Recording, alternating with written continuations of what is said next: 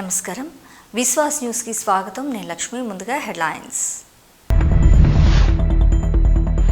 శ్రీకాళహస్తీశ్వరుని దర్శించుకున్న నటి నమిత రాహుకేతు సర్పదోష నివారణ పూజలు.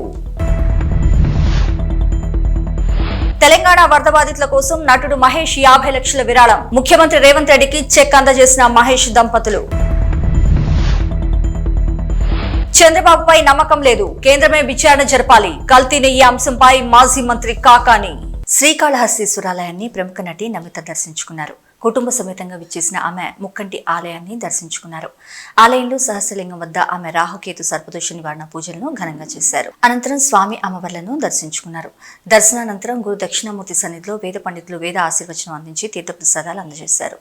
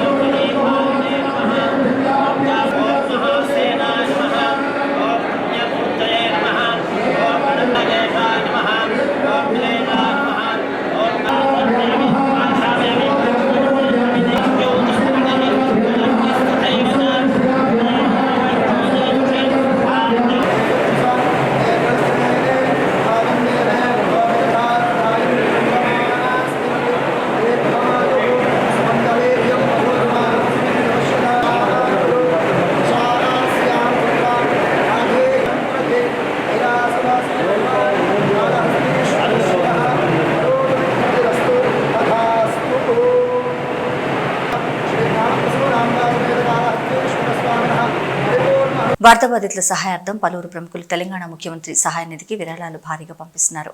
ఇప్పటికే చిరంజీవి, బాలకృష్ణ, విశ్వక్సేన్, సాయిధరం తేజ్ సహా పలువురు నటులు సీఎం సహాయ నిధికి తమ వంతు సాయం అందించిన విషయం తెలిసిందే. నేడు ముఖ్యమంత్రి సహాయ నిధికి 50 లక్షల రూపాయలు విరాళం అందజేశారు సినీ హీరో మహేష్ బాబు. జూబ్లీహిల్స్ నివాసంలో ముఖ్యమంత్రి రేవంత్ రెడ్డిని కలిసి చెక్ అందజేశారు మహేష్ బాబు. మహేష్ బాబు వెంట అతని భార్య నమ్రత కూడా ఉన్నారు. అలాగే తన ఏఎంబీ తరపున మరొక 10 లక్షల రూపాయల విరాళం అందజేశారు మహేష్ బాబు. ముంబై నటి జత్వానీని శారీరకంగా, మానసికంగా హింసించి తన పలుకుబడితో ఆమెను నానా ఇబ్బందులకు గురి చేసిన కుక్కల విద్యాసాగర్ను పోలీసులు ఎట్టకేలకు అదుపులోకి తీసుకున్నారు. డెహ్రాడూన్ నుంచి రైల్లో అర్ధరాత్రి విజయవాడలోని ఇబ్రహీంపట్నం పిఎస్కు తరలించారు. అనంతరం విజయవాడ ప్రభుత్వ హాస్పిటల్లో విద్యాసాగర్కు వైద్య పరీక్షలు నిర్వహించారు.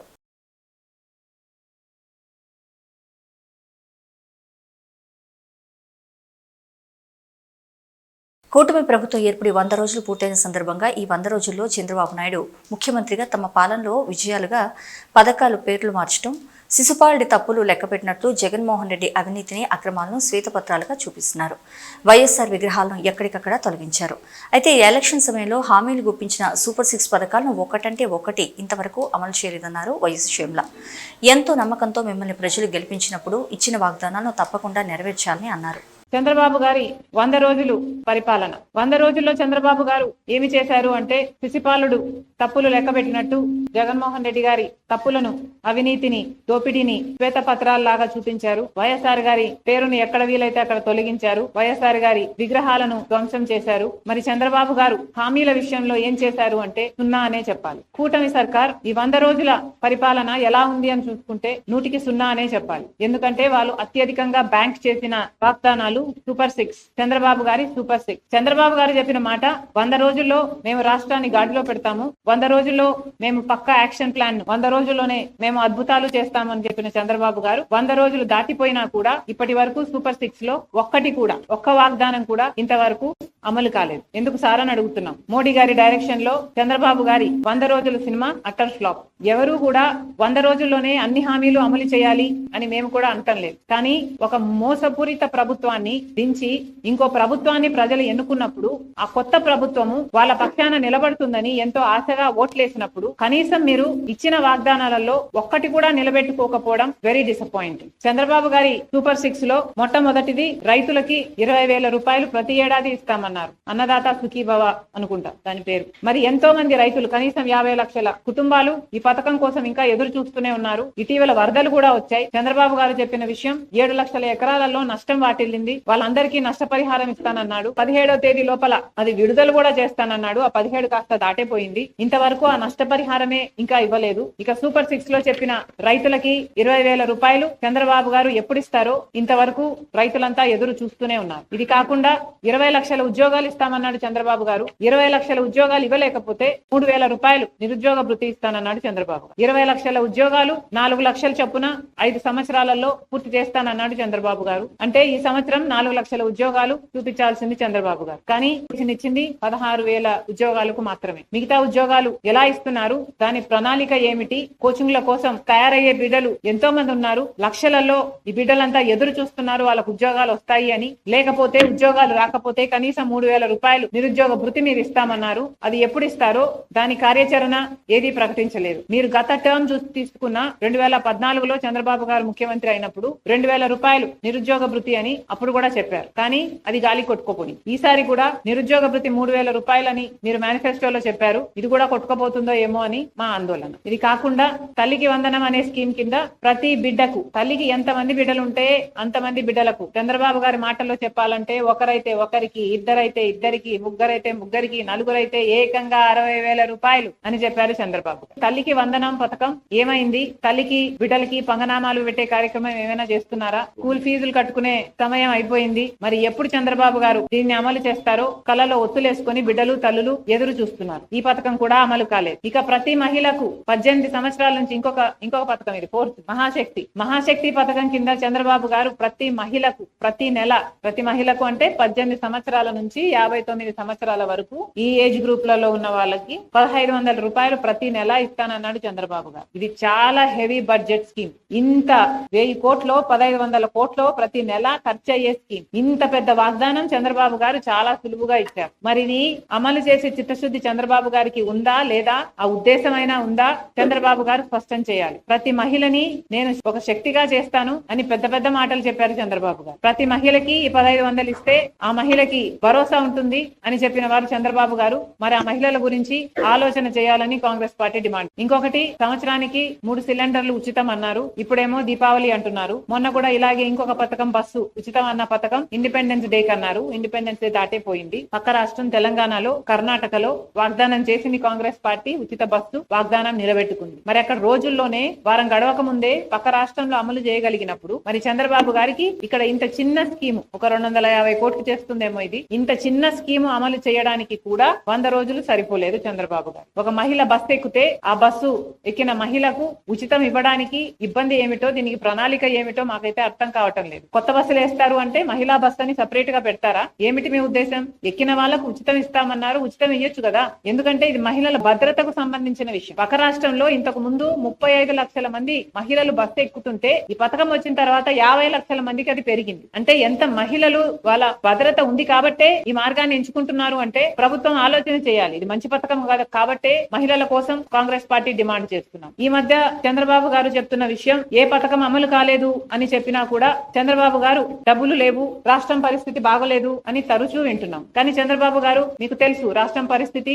ఎన్నికలప్పుడే మీకు తెలుసు 11 లక్షల కోట్ల రూపాయలు మన రాష్ట్రానికి అప్పులు ఆ రోజే ఉన్నాయని మీకు తెలుసు. అయినా మీరు గాడిలో పెడతామన్నారు, మీరు అమలు చేస్తామన్నారు, మీకు అన్ని తెలిసి వాగ్దానాలు ఇచ్చారు కాబట్టి మీ వాగ్దానాల కోసం అవి ఫుల్ఫిల్ చేస్తారని ప్రజలందరూ ఎదురు చూస్తున్నారు. నిన్న చంద్రబాబు గారు ఒక మీటింగ్ పెట్టారట ఎమ్మెల్యేలతో. 100 రోజుల పాలనపై 100 విజయాలు అంటూ ఒక కరపత్రం రిలీజ్ చేశారట. వీటిలో కొన్ని అంశాలు ఇది వింటే ఎవరికైనా నవ్వొచ్చేయి. చంద్రబాబు గారి విజయాలు: హామీలు ఇవ్వడం 100 రోజుల విజయం అట. చేసిన పర్యటనలు కూడా 100 రోజుల విజయం అట. వరద సహాయం కింద ఇచ్చిన 25 కేజీల బియ్యం 100 రోజుల విజయం అట. బుడమేరు గండ్లు పూడ్చడం 100 రోజుల విజయం అట. అమరావతికి 15,000 కోట్లు గ్యారంటీ రుణాలలో ₹1 రాకపోయినా ఇది 100 రోజుల విజయమేనట. అవును, ఇచ్చిన బియ్యం కూడా దొడ్డు బియ్యం. అక్కడ కూడా చాలా మంది చెప్పారు మనకి. నారా లోకేష్ గారికి కాలేజీలో సీటు కావాలని మెసేజ్ చేస్తే అది కూడా 100 రోజుల విజయమేనట. ప్రజా దర్బార్ లో ప్రజల నుండి అర్జీలు స్వీకరించడం కూడా 100 రోజుల విజయమేనట. చంద్రబాబు గారు 10 రోజులు కలెక్టర్ ఆఫీస్ లో నిద్రిస్తే అది 100 రోజుల విజయమేనట. సౌదీ అరేబియా నుంచి ఒక తెలుగు కుటుంబాన్ని తిరిగి స్వస్థలానికి రప్పిస్తే అది 100 రోజుల విజయమేనట. విశాఖ స్టీల్ లో కేంద్ర మంత్రి పర్యటిస్తే అది కూడా 100 రోజుల విజయమేనట. గత ప్రభుత్వం అమలు చేసిన పథకాల పేర్లు మార్చడం కూడా 100 రోజుల విజయమేనట. చంద్రబాబు గారికి నేను గుర్తు చేయాల్సిన అవసరం లేదనుకుంటా. ముఖ్యమంత్రిగా చంద్రబాబు గారికి ఎన్నో బాధ్యతలు. ఆ బాధ్యతలన్నీ మీరు విజయాలనుకుంటే మేము చెప్పగలిగింది ఏమీ లేదు. భక్తుల మనోభావాలు దెబ్బతినేలా చంద్రబాబు నాయుడు తిరుపతి లడ్డుపై వ్యాఖ్యలు చేశారని, తమ ప్రభుత్వ హయాంలో కల్తీ నెయ్యిని వినియోగించినట్లు చంద్రబాబు నాయుడు ఆరోపించడంతో జగన్మోహన్ రెడ్డి తిరుమల పవిత్రతను కాపాడండి అని ప్రధానికి లేఖ రాస్తే టీడీపీ నాయకులు భుజాలు తడుముకుంటున్నారంటూ పేర్కొన్నారు కాకాని గోవర్ధన్ రెడ్డి. 100 రోజుల పాలనలో ప్రజలకు చేసింది ఏమీ లేకనే డైవర్షన్ పాలిటిక్స్ చేస్తున్నారని మండిపడ్డారు. మాజీ మంత్రి కాకాని గోవర్ధన్ రెడ్డి కల్తీ నెయ్యి ఆరోపణలపై నిష్పక్షపాతంగా విచారణ జరపాలంటే కేంద్రం జోక్యం చేసుకుని విచారణ జరపాలంటూ కోరారు. భారత్ వెంకటేశ్వర స్వామి దేవస్థానం మీద అనేక రకాలైనటువంటి వివాదాలు ఈరోజు కమ్ముకోవడం అనేటువంటిది ఇది భక్తుల మనోభావాలకు సంబంధించి ఈరోజు పాపం గాయపడ్డాయి. చాలామంది తీవ్రమైనటువంటి ఆవేదన కలత చెందేటువంటి మనం చూస్తే ఈ రాష్ట్రానికి ముఖ్యమంత్రి అయినటువంటి చంద్రబాబు నాయుడు గారు 100 రోజులు పరిపాలించిన తర్వాత సాధారణంగా ఈ 100 రోజుల అది చెప్పుకోలేక 100 రోజులకు సంబంధించి శాసనసభ్యులందరితో సమావేశం ఏర్పాటు చేసి మనం ఈ 100 రోజుల లోపల ఏమి చేసామో చెప్పుకోలేకపోతున్నాం కాము అని చెప్పానని దానిలో భాగంగానే ఆయన అక్కడ మాట్లాడడం, ఆ తర్వాత జరిగినటువంటి పరిణామాలన్నీ రావడం జరిగింది.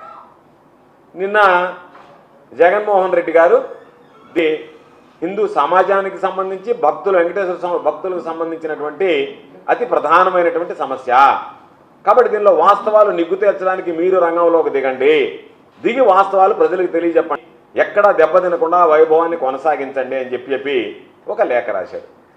చంద్రబాబు నాయుడు ప్రధానమంత్రికి జగన్మోహన్ రెడ్డి గారికి లేఖ రాస్తే కళ్ళు తాగినటువంటి 3 రోజులు గడిచిపోయేటప్పటికీ అతి సామాన్యుడు కూడా ఓహో ఇది జరగలేదు, ఇది వాస్తవం కాదు, చంద్రబాబు నాయుడు కేవలం రాజకీయ కుట్ర కోణంలో దీన్ని చూడడానికి బాబు నాయుడు తాను సృష్టించుకున్నటువంటి సుడిగుండంలో తానే ఇరుక్కున్నట్టుగా తానే విలవెల్లాడినట్టుగా పరిస్థితి ఏర్పడింది. కాబట్టి ఈరోజు చంద్రబాబు నాయుడు దానిలో నుంచి బయటకు రావడానికి రకరకాలైనటువంటి ప్రయత్నాలు ఆ ఫ్రస్ట్రేషన్లో మాట్లాడేటువంటి పరిస్థితి ఏర్పడింది.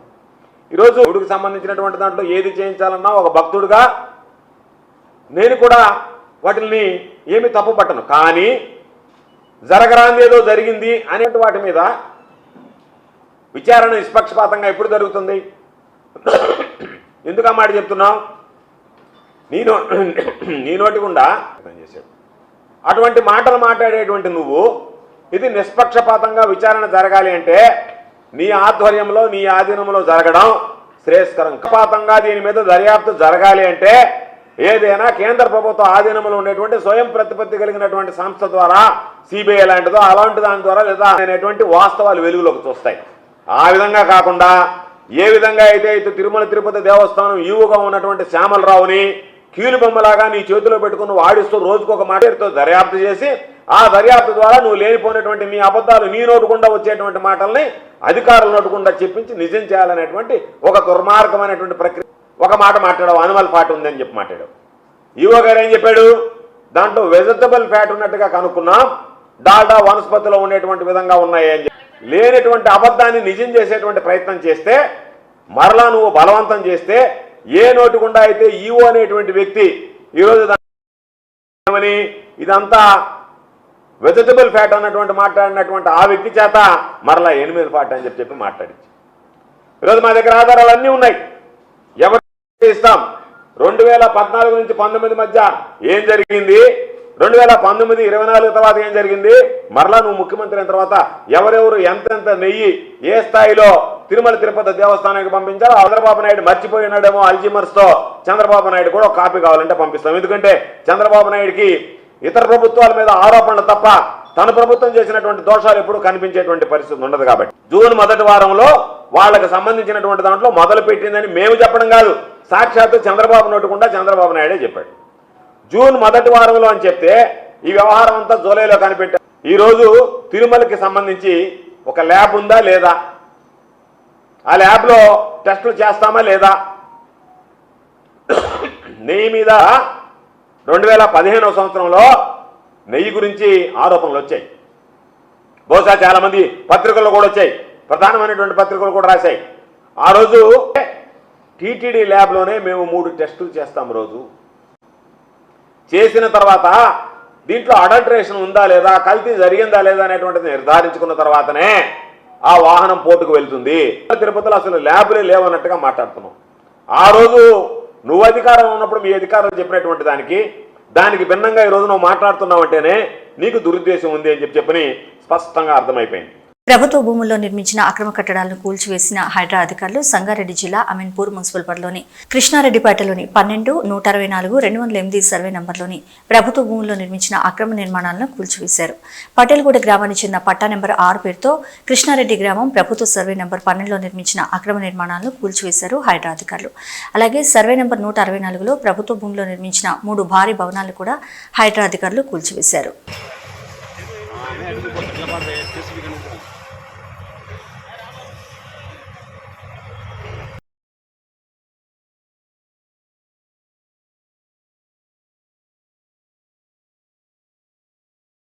కేంద్ర ప్రభుత్వం తీసుకున్న జమిలీ ఎన్నికల నిర్ణయాన్ని వ్యతిరేకించడం మానేసి తెలంగాణ రాష్ట్ర ప్రభుత్వం పార్టీలకు అతీతంగా మద్దతు ఇవ్వాల్సిన బాధ్యత ఉందని మహబూబ్నగర్ పార్లమెంట్ సభ్యురాలు డీకే అరుణ అన్నారు.